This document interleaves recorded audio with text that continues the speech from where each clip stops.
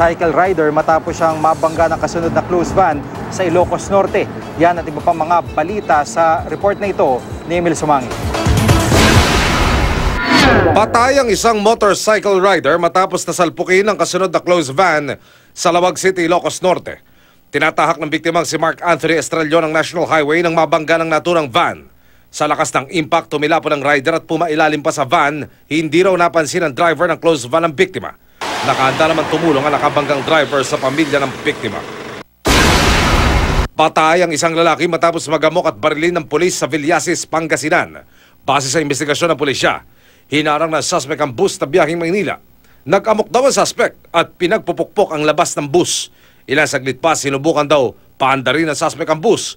Pero bago pa siya makalisay, dito na siya binaril ng pulis na pasahero sa naturang bus. Bago ang insidente, napag-alamang namalo ng isang tricycle driver at nangarnap ng isang jeep ang lalaki na kinilalang si Enrique Cayanan.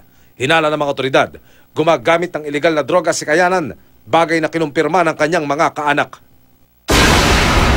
Tiklo sa buy-bust operation ng isang umanay drug pusher sa Ormoc City, Leyte. Ayon sa mga pulis, isang operatiba nila ang napanggap na buyer para mabitag ang suspect na si Andy De Lima. Nakuha sa kanya ang 7 maliliit na sachet ng hinilala shabu. Maray namang itinanggi ng suspect na sa kanya ang mga nakuhang droga. Emil Sumangil, GMA News.